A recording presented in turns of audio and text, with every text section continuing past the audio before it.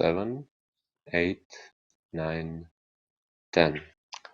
И здравствуйте, дорогие гости, дорогие слушатели нашей трансляции. Сегодня мы продолжаем сегодня наши эфиры в рамках фестиваля. Он особенный не только тем, что он юбилейный 10, а тем, что он впервые мы сделали его цифровым. И сегодня у нас в гостях очень-очень особенный гость, мы можем уже видеть его на экране. Его зовут Майкл Долан.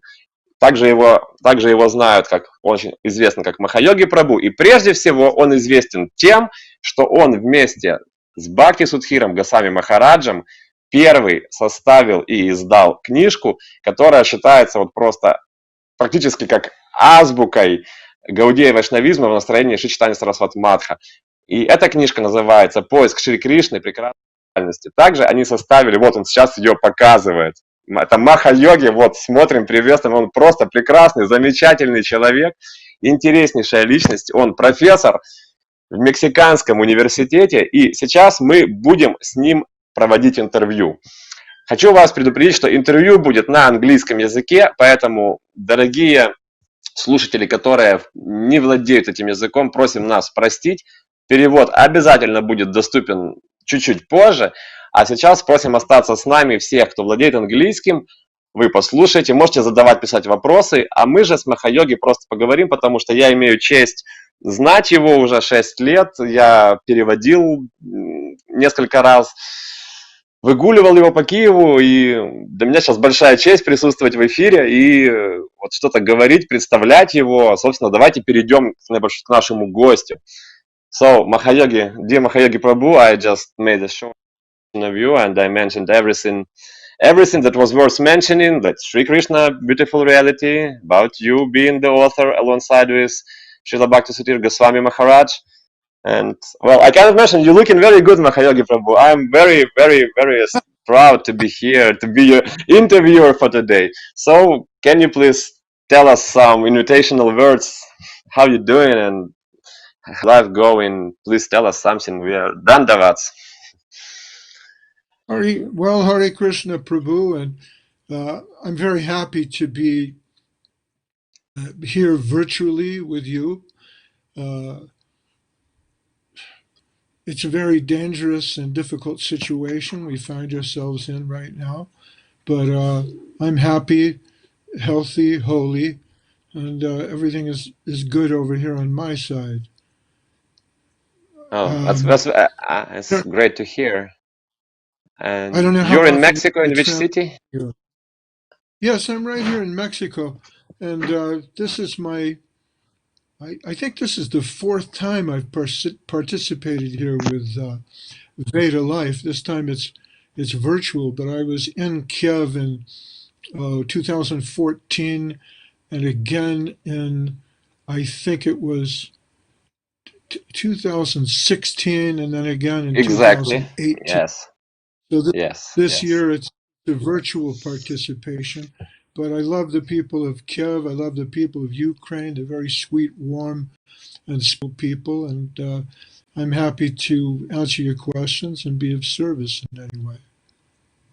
Okay. So I'll ask you an immediate question as far and it concerns Sri Krishna Beautiful Reality, of course, this book, because you're widely known as the one and only who made it with Goswami Maharaj. So can you please tell us what was the idea? Why did you decide to make this book for us all? What was the idea, the motivation to serve your guru, Srila Shtar Maharaj, as he asked it to you, or was it your own initiative? Can you please describe how was this first book made and printed? What were the adventures during this print? Can you share this? It's very interesting, I think. Yeah, sure. Well, I found myself in a spiritual crisis in 1981 or so. I was practicing yoga, and Goswami Maharaj was a friend of mine. He had a small mission in San Francisco, and I heard about Sridhar Maharaj and wanted to visit him. So I went to Goswami Maharaj and got a letter from him of introduction, and then flew to Calcutta, and then met Sridhar Maharaj at his ashram in Navadvip Dham. And I was immediately impressed by his message.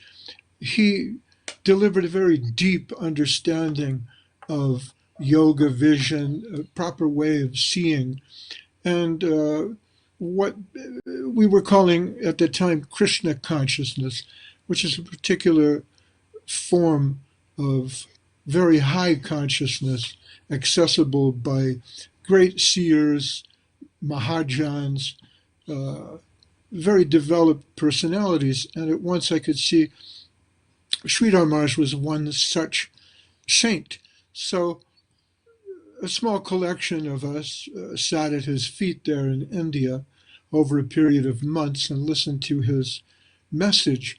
And we found that his message was very profound. For example, in the back of the book, you can see it says here, all of us are children of nectar. In Sanskrit, the word for nectar is the same as the word for immortal or eternal. So we're sons and daughters of the eternal, if you like, as eternal spirit souls. And we're looking for an eternal connection, but not just a vague merging into the oneness of the eternal, but we're looking for a sweet connection. So this is one of the things he told us. He said, "Oh, you sons of nectar, sons of the nectarine ocean sea, listen to me. You were born in nectar. You were born to taste nectar. You must not allow yourselves to be satisfied by anything but nectar. Awake, arise, and search for that nectar." So the sort of vision of divinity that was given by Sridhar Maharaj was something that has been touched upon by great saints in every religious sect all over the world to some extent. But Sridhar Maharaj pointed out that India has given a higher conception of the spiritual world that's found in the Bhagavad Gita and Srimad Bhagavatam. Now, I'd studied these books, but here was a practitioner, an adept, a master of the Srimad Bhagavatam. And his message, although some people believe that it's hard to understand, all right, it's a little esoteric, but the way he delivered his message was very clear to me. And at that time, this is back in 1981, I thought, we need to publish this. And I spoke again to Goswami Maharaj some months later. I was in Africa. I was in South Africa. And I said, I know how we can put together a book like this. It's not that difficult, but I need your help. And he said, well, yes, I need your help. Why don't you come to San Jose and we'll see what we can do. So I traveled to San Jose, California in 1982. And at that time, Goswami Maharaj had a very ingenious scheme for recording all these different lectures by Sridhar Maharaj. So based on what I had heard, what he had heard, and the different tapes that we had listened to, we found certain themes that recurred in Sridhar Maharaj's message. For example, one of them was the search for Sri Krishna. The Vedas, the Vedanta says, Atato Brahma Jigyasa. It's time to search out what is spirit. And this is an important theme or motto for many different yogis. Find out what is spirit. But Sridhar Maharaj wanted to go beyond that. He said, well, spirit really, what does that mean? It's a dry thing. It's not clear. It's vague. On the other hand, we're looking for something deeper. We're looking for a sweet conception, a conception of nectar. If you think about the innate nature of the soul, it's Satchit Ananda. It goes towards what's called rasa. And rasa means pleasure, the juice of life, the nectar. So we're all after that nectar, but we look for it in different places.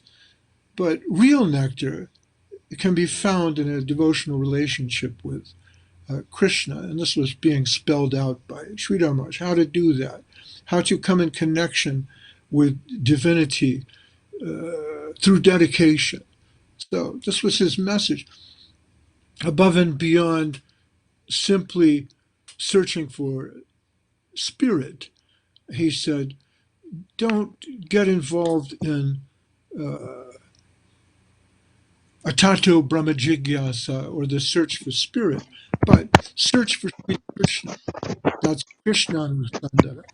And we found this message to be very profound and very helpful for us at the time. So we set about creating this book, The Search for Sri Krishna.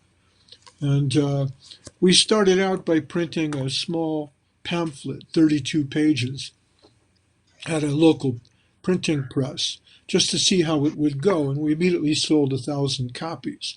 So then we pulled together the financial resources. We drew together a group of very dedicated devotees, a spiritual production team, uh, and we called it Guardian of Devotion Press. And we had a photographer, Vidagda Madhava.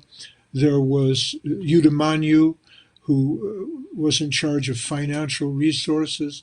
There was Rishabh Dev, who was a businessman who started Spiritual Sky Incense in Los Angeles, California. There were a number of important devotees who helped us. Ramai was our pujari. And this spiritual team worked very hard together over a period of about 2 years. And every day I would sit down and listen to the tapes by Sridhar Maharaj and transcribe them on my typewriter. And a week or two, I would sit down with Goswami Maharaj. We'd look at the transcripts to see what we had. And we began seeing a pattern. Sridhar Maharaj would have spoken 3 or 4 lectures on the same subject. So we tried to draw together different lectures and create a synthetic work that would be pleasing to him. And it was. In his lifetime, he liked very much the publication of The Search for Sri Krishna. He had it translated into Bengali and published there at the Mat to distribute in India. And he considered it an important work. He said that what have I said in lectures and informal talks like this one? You have collected in a very scientific way and given it form. So in a sense, you're like the Vyas of this age. And he gave that high praise to Goswami Maharaj. And at the time I was Goswami Maharaj's scribe, so to speak. So if Goswami Maharaj could have been compared to Vyas, I like to think that my role was something like that of Ganesh. Also, I was a little I bit, just wanted to joke about it, and you said it. yeah, Uh, um, I was oh. a little fabulous. Dear Mahayogi Prabhu, and how was the idea to make 4 other books like Sri Guru and His Grace, Golden Volcano, and Search? Did you like decide to split this? It was are these those patterns that you are speaking about right now, or the idea of publishing some more books revealed later on after the success of the first book? Can you please share how the other 4 books made? Well, we were prepared to publish all of Sridhar Maharaj's lectures in that form. Uh, the Search for Sri Krishna was a big success. Uh, Immediately, our book was copied in different parts of the world and then reproduced, and also in India. So our original 3,000 copies went into something like 50,000 copies. So also our community in San Jose, California had formed around the idea of publishing and distributing these books. So another book was a natural. And at that time, there were so many different yoga groups and yoga societies, and even different Krishna consciousness societies, not only in the United States, but even in San Francisco. So everybody wanted to know more about the position of the guru. And this is because the Krishna consciousness movement was begun in the 1960s by a very powerful Indian guru named Bhaktivedanta Swami, Srila Prabhupada. And he created a large following of about 10 or 15,000 disciples all over the world. But he passed away in the 1970s. So, what happens when the guru moves on, when the guru moves on to the spiritual world? Who becomes the guru? The problem of succession. The Americans tried to take that position themselves, but many of us were not satisfied with their leadership. So everyone wanted a kind of a guide, to a manual to explain what is a guru, what's his position, what's a disciple, what's a relationship like, what are the qualifications of a guru. So we then published another book, and that book was mostly, let's see if I have it here. Yeah, yeah, here we are. This book was mostly based on the different questions that we put to Sridhar Maharaj. The devotees came from all over the world, from Czechoslovakia, from Russia, from Venezuela, from the United States, from England, France, Germany, Mexico. Uh, Disciples of Srila Prabhupada with serious questions. They wanted to move on to the next level. We were all basically beginners. So we sat at Srila Sridhar Maharaj's feet and we examined him very carefully to see if he had the qualities that we were looking for. It was a very sort of arrogant, condescending thing to do on our part, but we discovered that he was indeed a very deep uh, guru. And based on his teachings about guru, we published this book, Sri Guru's Grace. And he has an interesting argument on the back of the book. He says, he explains that nobody's perfect. So, insofar as we're not perfect, we need help. And that help comes in the form of a spiritual guide. And if you don't look for a guide or a teacher, it's only arrogance. So, and this is a problem of every student everywhere. Anytime we're trying to learn something, it's very difficult because as long as you think you know something, you can't learn it. So you have to forget everything. No, he told us the story of the $5 piano teacher. You know that story? No, no. Can you please tell it if possible right It's now very on air? very simple. Very simple. There's this man. He's kind of an intermediate piano player. He thinks he's pretty good. He knows a little Beethoven, Hmm. a little Mozart. He goes to the teacher, and the teacher is busy with a student. And the student's really terrible. He's a beginner. And the intermediate player is thinking, oh, God, this guy's terrible. Ew, you know. And he's just Uh-huh. finishing up the lesson. So the teacher says, okay, let's see, that was 1 hour. That'll be $5. And the student pays him $5 and goes. And then the intermediate student sits down with the teacher, and the teacher says, can you play something? And he plays a little Mozart. And the teacher goes, ew, how long have you been playing? He says, 10 years. Oh, okay, it'll be $10 an hour. And the Uh-huh. man says, 10. Well, wait a minute. You charge the beginner over there $5 an hour. And look, I know so much. So how can you charge me twice as much? And the teacher said, well, I have to unteach you what you think you know. And then I can teach you. So I have to charge you twice as much because it's twice the work.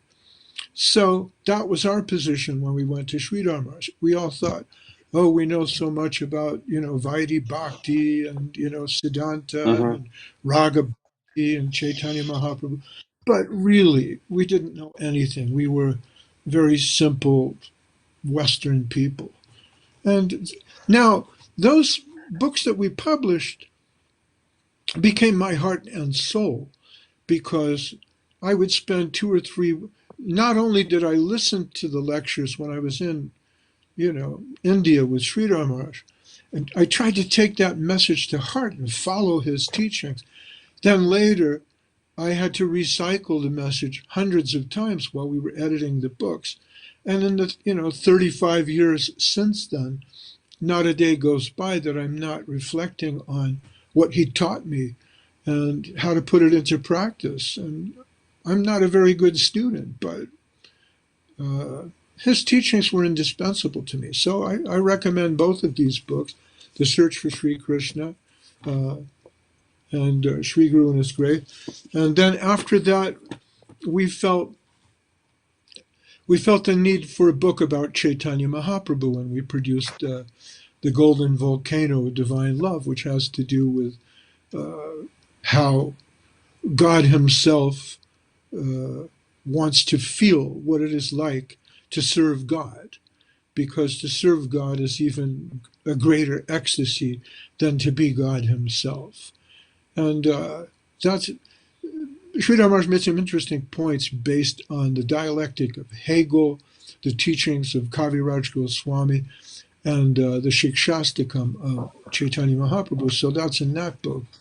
And after that, we did The Loving Search for the Lost Servant.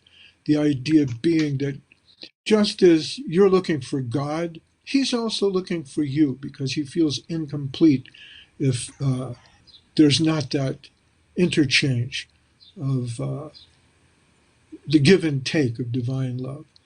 And after that, we produced another book called Subjective Evolution of Consciousness, because people were interested in trying to understand what is the nature of reality. So it's a very deep ontological book, which explains that consciousness is all reality.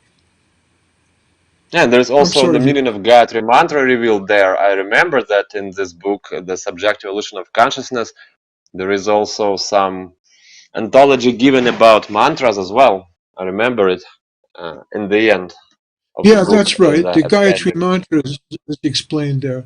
A lot of people, especially astronomers, astrologers, they look at the world from the point of view of moving objects. Uh, Hmm. Scientists and the world of physics, they're not interested in consciousness. They think it's not a problem because you can't see it. Of course, you're using your consciousness to see with, trying to discover consciousness in a materialistic sense is something like going outside your house and looking inside the window to see if anybody is in there. It's a paradox. The materialistic construction of the universe is sometimes taken as a jumping off point for interpreting the Srimad Bhagavatam, for example. And so people want to construct a planetarium based on the hierarchy of planets. And they'll say, well, okay,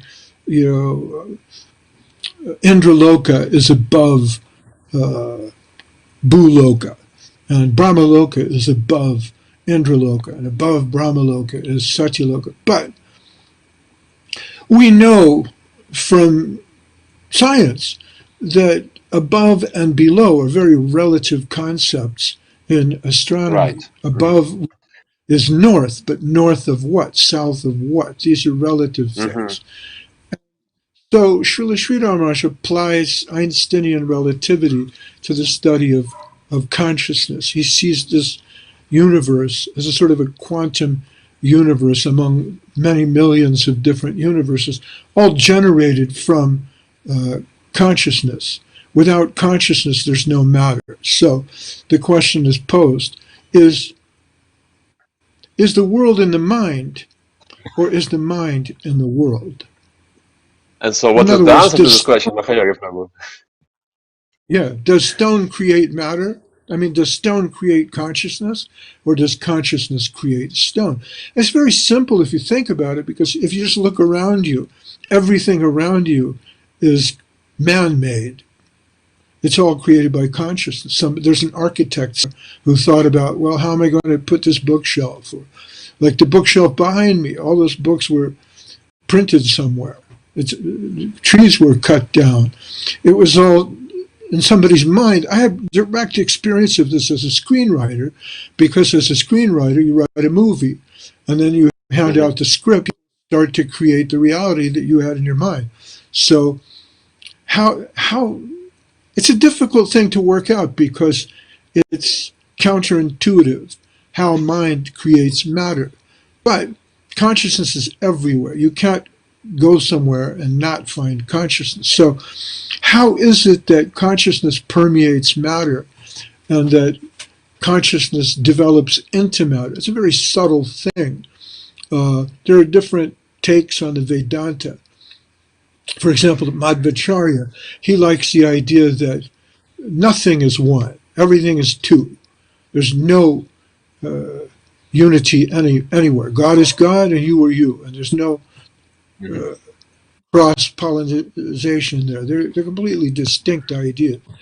Uh, his was a reaction to Shankara. Shankara says everything is one. I am you, and you are me, and we are all together, like the Beatles said, you know. But Chaitanya Mahaprabhu, he says, no, that's not, Madhvacharya, I like him. I like his sampradaya. I'm accepting his sampradaya. But Mahaprabhu has more in common with other commentators like Nimbarka and Ramanuja, who say, well, there's sunshine and there's the sun. The sun ray and the sun, they're the same thing, really, but one is the energetic and the other one is the energy. So there is similarity, but there's distinction. So Chaitanya Mahaprabhu, he developed Achintya Bheda Bheda Tattva, which is simultaneous oneness and distinction. And oftentimes we miss the subtlety there. We don't see how consciousness and matter are interconnected. But that was something Chaitanya Mahaprabhu invited us to discover, not only through introspection, but through the power of the mantra. And that's described in Subjective Evolution. And after those 5 books, it was difficult for us to continue publishing. Uh, it was an expensive proposition, publishing books and printing them. Sridhar Maharaj passed away. Govinda Maharaj became the new Acharya. And I moved on. Time passed. But I'm proud of what we did there at the Guardian of Devotion Press, and so is Goswami and all the others who participated in that. So thank you very much for asking me. I really appreciate it. For me, one of the great things about publishing those books is, when you write something, Achyutananda, sometimes you're writing it for yourself. The great writers all Yeah. did that. Like Yeah, I Stendhal, understand. he was a contemporary of Balzac. He would write about he wrote a book about music, I think, just because he wanted to understand that. So you asked me, like, what was my motivation? My motivation was I wanted to understand the teachings of Sridhar Maharaj. I wanted to live them. And later on, I felt I'm creating a record. And maybe the time will come when I really need to sit down and read these books again and study them. And, time passed in my life, and suddenly these books that were kind of popular in the 1980s, somehow they went to Russia, they went to Ukraine, they went to China, and now, 30 years later, young people are coming up to me and they're telling me, "Hey, did you know? Oh man, you got to hear this! Oh, you sons of nectar, sons of the nectarine ocean sea, listen to me! You were born in nectar." And I'm like, "Oh my God! Oh my God! They're teaching me now." And it's a really, Is this really you know, so? Oh, it's a it's beautiful thing. very cute. Yeah. It's a beautiful Uh, thing. Being a teacher is hard because your students are jamming you all the time. You're stupid. You don't know anything. And you're like, yes, I do. You listen to me. This is my teacher. But yeah, yeah. what's even better is if they come up to you 30 years later and you discover they're a lawyer, they're a doctor, they're a judge. And they go, oh, you changed my life. You're like, really? How is that possible? I changed it. Yes. You inspired me to go into the law. I did. Somebody, I was giving a talk like this in Thailand, and somebody called in and said, "Oh, that's Mahayogi. You changed my life." I said, "I did?" They said, "Yes, you did." We had $10,000 in 1980 or 83 or 84. I don't remember the year. And we were going to buy a house, my wife and I. We had just enough money to buy a house. And we went to you and we said, should we go to India and see Sridhar Maharaj or should we buy a house? And I told them, are you crazy? Go see Sridhar Maharaj. You don't need a house. You can always buy a Yeah. house. Go. And so later, 30 years later, I see him. I'm on a TV program like this. And they said, you changed our life. And I thought they were going to say, oh no, we never bought that house. And because of you, because of you, we didn't have. But no, they We said you lost us. changed the life. And it's so wonderful to So, hear from you, Mahayogi Prabhu, and it's very, very inspiring to hear that these words that you share with us. Thank you very much. Uh, well, thank you. just you inspired me again. I feel some ecstasy right now. After Oh, that's talking to you. great. Yeah, well, Uh, that's great. You make me feel, here I am sitting in Mexico in a little room with a wall of books, but by the miracle of modern technology, we're reaching out and touching people in Ukraine, Russia, Mexico, India, all over the world. And that's the gift that Sridhar Maharaj gave me. So if I have anything interesting to say or give, it's what he gave me back then, 35 years ago when we were making those books. I tried very hard to live up to his teachings. It's not so easy, you know. The yoga path yeah, moves in a crooked. So sometimes you're closer to samadhi and the truth and divinity, and you understand Atma, yoga, karma, paramatma, dharma, all that. And sometimes you're lost. But, if you feel lost, you can pick up a copy of The Search for Sri Krishna and take a look at that. Or you can connect like we're connecting now through the miracle of this technology that we have. So, we miss Sridhar Maharaj, we miss Govinda Maharaj and our gurus, but we have this opportunity to connect by long distance. And long distance connection is not only over the internet, it's also through time. I live with Sridhar Maharaj, I live with his teachings, I live with Govinda Maharaj and with Srila Prabhupada. And they're part of me, they're in my heart. So whatever I do, I'm thinking, what would Prabhupada do here? What would Sridhar Maharaj do? What would he think? Srila Prabhupada taught me how to walk, and how to eat, how to hmm, talk. He gave yeah, disciples a discipline. He showed you, okay, don't eat meat, fish, eggs, chant Hare Krishna, uh, be compassionate, try to live a spiritual life, don't lie, don't cheat. He gave us values, no illicit sex, no intoxication. Uh, but Srila Sridhar Maharaj took it to a higher level. He taught us how to think. He thought, well, okay, look, you read this in the Srimad Bhagavatam, Prabhupada says this, your God brother says that, and now you're in real time. What do you do? How do you think? How do you harmonize different things? He used to say, religion means harmonization, proper adjustment. hmm, So I feel, really, he taught me how to think. Govinda Maharaj, on the other hand, took it to an even higher level. Srila Sridhar Maharaj used to say, in many ways, Govinda Maharaj is more qualified than I am. In this sense, Govinda Maharaj was born a Vaishnava and held that close to his heart all the days of his life. And even more so, he was joyful in everything he did.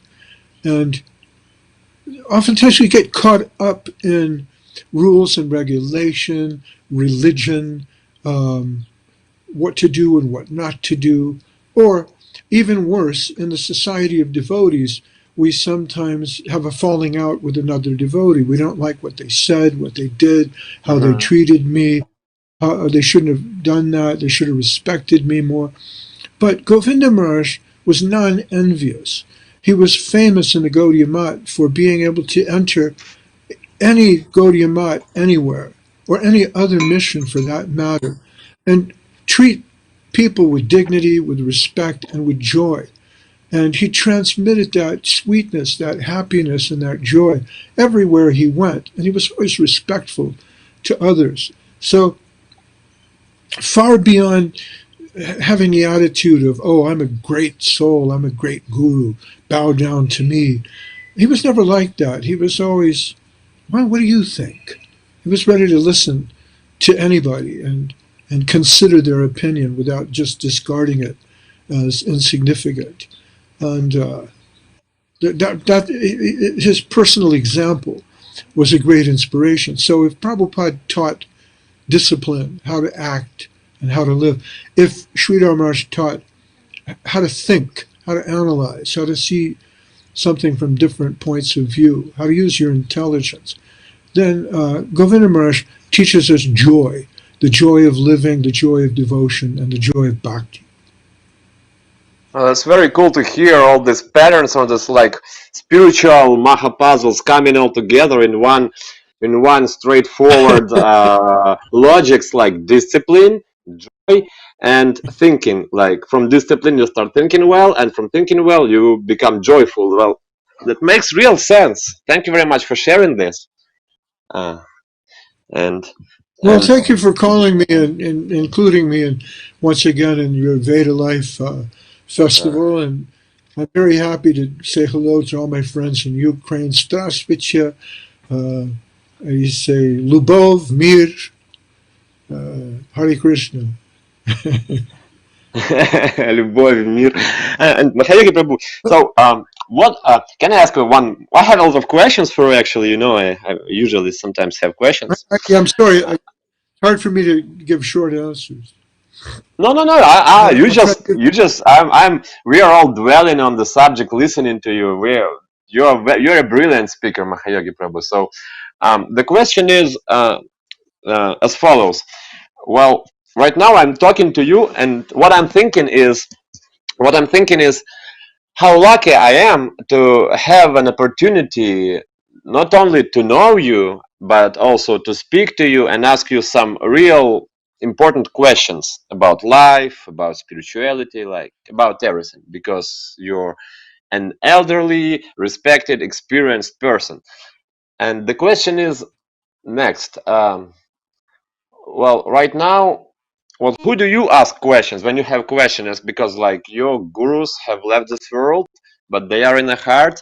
And when sometimes you are maybe in a situation when you strongly need to ask someone for some recommendation, how do you cope with this? Do you like ask questions like you just said? You asked yourself, what would Prabhupada or Shridhar Maharaj do, or what? That's a very good question, Chutananda. Yeah, it's like I said, long distance sadhu sangha. It's not only a question of communicating over distance like we're doing now, but over Hmm. time as well. So, yeah, I think back to when I was sitting before Sridhar Maharaj and I had a problem and I asked him a question. And one day he leaned forward and he said, "You know." And I was like, "What? What do you mean?" "You know." And his point was, "You've heard enough. You know, I've given you hours and hours and hours and hours of instruction. Put it into practice. Do it." He said, "Follow your star." And I thought, wow, that's great. Follow my star. So the advice is there. We know what to do. It's very difficult to wake up a man who's pretending to be asleep. And sometimes that's our mind. Our intelligence knows this is the path. Follow the path. Do it. But our mind is telling us, no, 5 more minutes. I'm Exactly. just going to keep sleeping.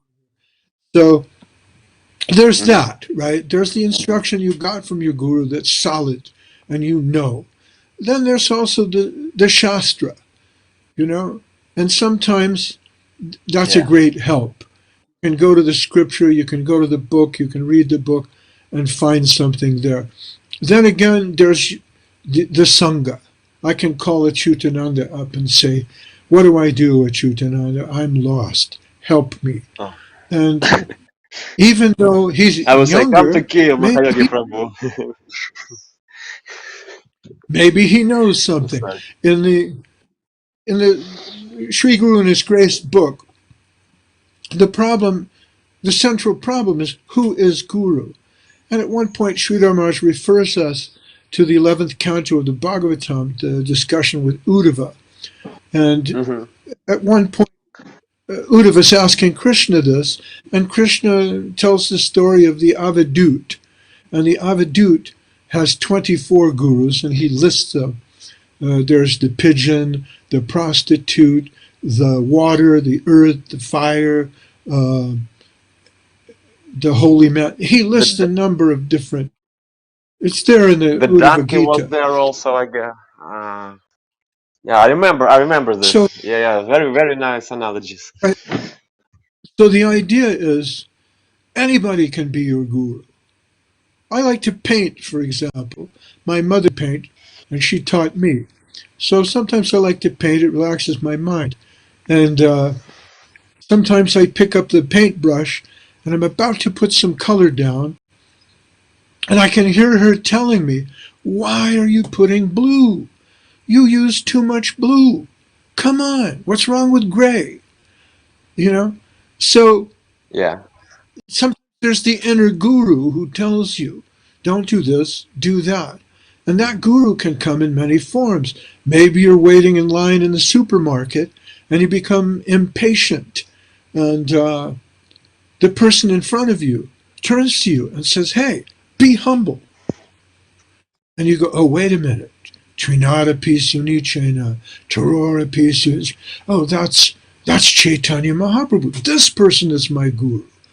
So as you become more attuned to the message of your guru, you can hear that coming through various people. Of course, it's always best to connect with someone who's an authority, who's authorized. So when I'm really in doubt, I try to connect with Avadut Maharaj or Bhakti Sudhir Goswami because I look to them for spiritual guidance.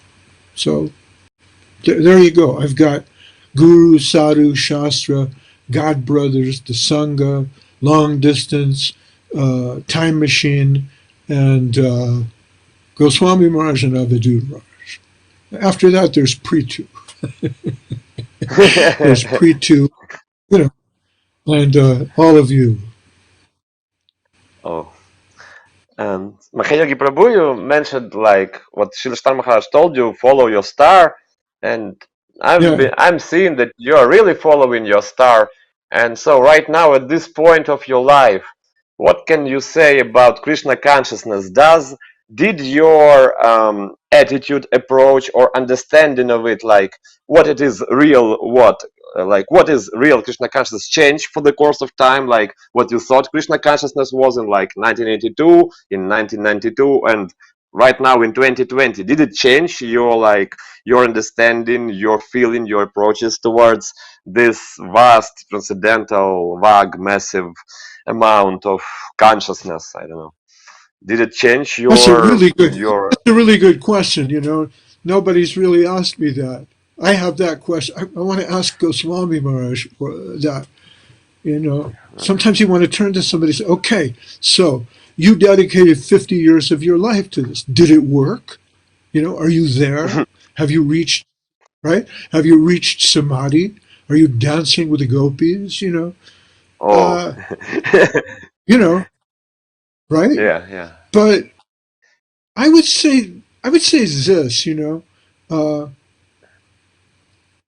I had that question when I went to see Sridhar Maharaj, right?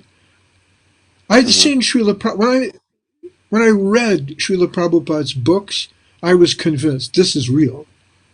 And I was more convinced when I met him and, walked with him on the beach for morning walk and japa, him speak the Bhagavatam. But as time progressed and he disappeared, I fell into doubt. I had serious doubts. Is this real? That's the question. But when I went to India and I met Sridhar Maharaj, I felt like this is somebody who just stepped out of Vaikuntha to sit here with me, you know, uh, Yes. or or he has one foot in Vrindavan and the other foot's here, and he's testing with his hand. He's the Chintamani sand of the Jamuna, you know, and he's trying to tell me what that is, but he's there, This is real, and I felt that also with Govinda Maharaj. I felt this is real, and sometimes I personally have moments like that where I know this is real. There's no doubt in my mind. Sometimes when I'm dreaming, sometimes I don't dream about Krishna and the gopis. I think that's inaccessible. I think that Sri Maharaj told us, Pujala Ragapat Gaurava Bangi Matala Harijana Kirtana Rangi. He said, our business is with Chaitanya Mahaprabhu and the Kirtan, and all that higher stuff will come. We carry that on our business is not to talk about Lalita Saki and Radharani and all that. It's Yeah, way sure. too high. Mm-hmm. Sridhar Maharaj, he's censored Mirabai, as is our tradition, saying that she's not the real thing. And how do you know? Because her connection is direct. It's always with Krishna. She did this with Krishna. She did that with Krishna. But there's nobody else there. There's no entourage. Any king must have his court jester, his ministers, the army, the generals, his elephants. Krishna's Sure. like that. He doesn't exist in a vacuum. So our business is with the entourage. Our business is with the line that flows from, Rupa and Raghunath to Kaviraj Goswami to Bhaktisiddhanta Saraswati Thakur, Bhaktivedanta Swami, Bhakti Rakshak Sridhar Dev Goswami, Bhakti Sundar Govinda Maharaj, and the rest. That's so. Like in the Chaitanya Charitamrita, sometimes it says just by remembering, Abhiram Thakur. Your liberation is guaranteed just by remembering the pastime of Nityananda Prabhu breaking the danda of Sri Chaitanya Mahaprabhu, like that. Not to be blasphemous, but today, by remembering devotees like Jayananda, who founded the Jagannath Puri Festival in the United States, or even the ex-members of the Guardian Devotion Press like Yudamanyu Shruta Shrava, who became Sannyasi Maharaj, or Vaishnava Maharaj, Chidananda Prabhu, I forget his sannyas name, all those who walked with us on the path and who have moved on, we can think, yes, this is real. And just to drive a nail into the coffin of the argument, there's always the Omkara, because Srila Sridhar Maharaj would say Om. What does Om mean? A big yes. So if you have any doubt, just close your mouth and listen. And you can hear Om. And what is Om? It's an affirmation. It's divine sound, the background sound of the universe telling you it is. Yes, it's real. So have I progressed? That's a really good question. I think in my, highest aspiration, I think maybe I've progressed to the point where in my next life, I might get the chance to have the association of devotees like Avadut Maharaj, Goswami Maharaj, yourself, maybe even Bhakti Sundar, Govinda Maharaj, Sridhar Maharaj, Srila Prabhupada, great devotees come once in a generation. If I'm lucky, I don't really aspire to Goloka Vrindavan or Vaikuntha. I don't think I'm made of that kind of material yet. But there's something in Yeah. my soul it vibrates with the Sankirtan. Once the doctors examined Babaji Maharaj, Krishnadas Babaji, and they listened to his heart. And Babaji Maharaj says, "What do you hear?" And the doctor said, "I hear the kirtan of Sri Chaitanya Mahaprabhu and Haridas Thakur." Oh, this is sweet You to know, hear. Yeah. yeah. Of course, maybe the doctor was just telling me he had arrhythmia, or a syncopated heartbeat. But yeah, so I like to think that it's funny. Sometimes when I Uh, hear, I'll tell you this. I'll tell you this. Sometimes if I hear a truck going down the street, like in the distance, and making a low kind of a boom, bada, boom, bada, boom rumble, I think it's kirtan. It sounds like the mridanga. So is that progress? Maybe it is. I don't know. Pray for me.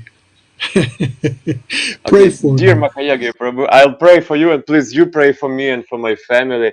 And with a full sorrow in my heart, the guys tell me, please, Achyuta, stop it. It is time to end the lecture because it's very interesting to listen to you, but we have some more program on the show Sure. on the road coming, and they just say, guys, please stop because we'll be hearing you till the morning, and some other guys might Let me might know lose where their you're time. sharing this. Okay. Bye Okay, bye. I'll tell you. Thank you very much for asking for telling such nice words, for being so kind to me, for remembering us all, actually, for remembering Ukraine, because we also remember you. We love you so much, and we love you also. And so we invite you once again when all this situation with the COVID will be easier. Please come here, and we'll be glad to meet you and Hen as well, and listen to your words of wisdom. And right now, I think I Near need to say and Hare Krishna. All right. Adios. Джай, Бхактивидан Махайоги Прабhu Ки Джай. С нами был наш дорогой гость Махайоги. И все закончилось, мне кажется. Нас отключили.